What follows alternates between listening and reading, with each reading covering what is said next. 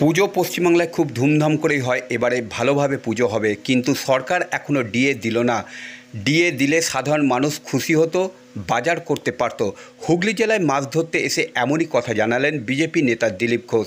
জাঙ্গিপাড়া বিধানসভার মশাট পঞ্চায়েতের বনমালীপুর এলাকায় মাছ ধরতে এসে বিজেপি নেতা দিলীপ ঘোষ কথাই বললেন। বিজেপি শ্রীরামপুর সাংগঠনিক জেলা সভাপতি মোহন আদককে সঙ্গে নিয়ে খোশ মেজাজে মাছ ধরলেন দিলীপ ঘোষ। দিলীপ ঘোষ বলেন যে আমি ফুটবল খেলি, ক্রিকেট খেলি। দুদিন আগে উড়িষ্যায় গিয়েছিলাম 55 জন কর্মীকে নিয়ে বেঙ্গল ফাইলস দেখতে। সাধারণ কর্মীদের নিয়ে আমরা সবসময় কাজ করে থাকি। সংগঠনের কাজ যেমন চলছে চলবে, কিন্তু বাকি যারা কর্মী এখনও কোনো পার্টি কর্মী হয়নি, যারা কাজের মধ্যে আছে তাদের সঙ্গে দেখা সাক্ষাৎ করে আমরা একসঙ্গে সময় কাটাই। পুজোতে কি করবেন? উত্তরে বিজেপি নেতা জানান যে পুজোতে এবারে কলকাতায় আছি, আমি যেখানে থাকি সেখানে খুব ধুমধাম করেই পুজো হয়, সেখানে থাকবো 3 দিন। বিজয়া দশমীর দিন কোথাও যাবার প্রোগ্রাম আছে।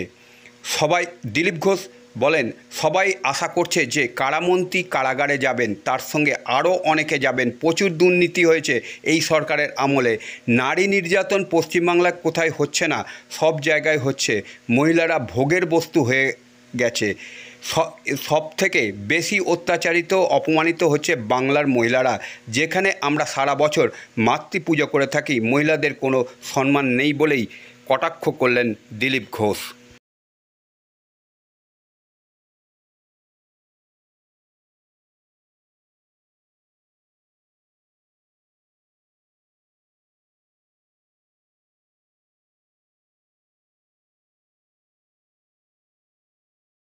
যাই পুরনো কর্মীদের সঙ্গে দেখা করতে, গল্প করতে, কে কেমন আছে খোঁজখবর নিতে। এখানে অনেক পুরনো কর্মী, আমাদের এক্স জেলা প্রেসিডেন্ট বসে আছেন, এখানকার স্থানীয় সমস্ত পুরনো কর্মীরা মণ্ডলের জেলার এসছেন, তাদের সঙ্গে গল্প করছি। এখানে আমাদেরই পুরনো কর্মীর পুকুর আছে, বড় বড় মাছ আছে, তো মাছও ধরা হচ্ছে, সবার সঙ্গে গল্প হচ্ছে, একসঙ্গে রান্না হচ্ছে, খাওয়া দাওয়া হবে। ব্যাস পুজোর আগে ফ্রি মুডে সবাই মিলে আমরা গল্প করছি। মানে পুজোর কি বার্তা দেবেন? পুজো পশ্চিমবাংলায় খুব ধুমধাম করে হয়, এবারেও হবে, কিন্তু সরকার এখনও ডিএটা দিল না। ডিএটা পেলে সাধারণ মানুষ খুশি হতো, বাজার টাজার করতে পারতো। এর আগেও আপনাকে দেখা গেছে একাধিকবার এই মাছ ধরতে একদম খোঁজ মেশাতে, মানে এটা একটা খুব ছোটবেলাকার জিনিস নাকি? আমি ফুটবল খেলি, ক্রিকেট খেলি। দুদিন আগে উড়িষ্যায় গেছিলাম সিনেমা দেখতে, বেঙ্গল ফাইল 55 জন কর্মীকে নিয়ে।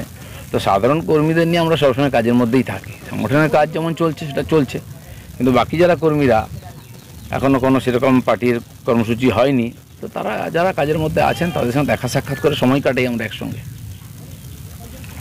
এরপর পুজো কীভাবে কাটাবেন?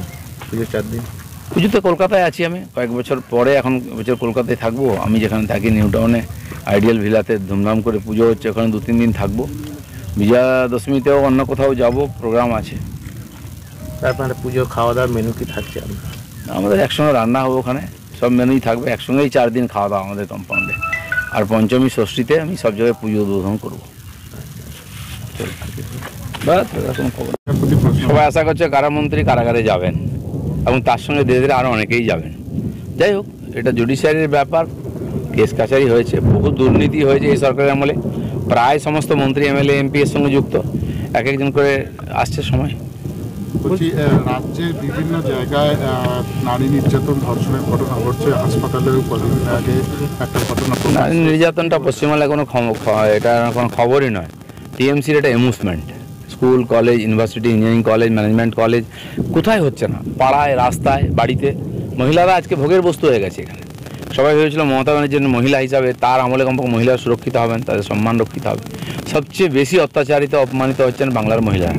যেখানে সারা বছর মাতৃপুজো করি আমরা, সেখানে মহিলাদের কোনো সুরক্ষা নেই, কোনো সম্মান নেই। বলছিলাম দাদা, মালদার ভুটনিতে পঞ্চায়েত সদস্যের স্বামী তিরপল বিক্রি করে দিয়েছেন, এবং উনি প্রকাশ্যেই বলছেন বেশ করেছি, না বিক্রি করলে খাবো না। এখন টিএমসি যে দুর্নীতি যা করেছে, সবাই বলছে বেশ করেছি, কারণ কেউ কিছু করতে পারছে না, টিকিও ধরতে পারছে না।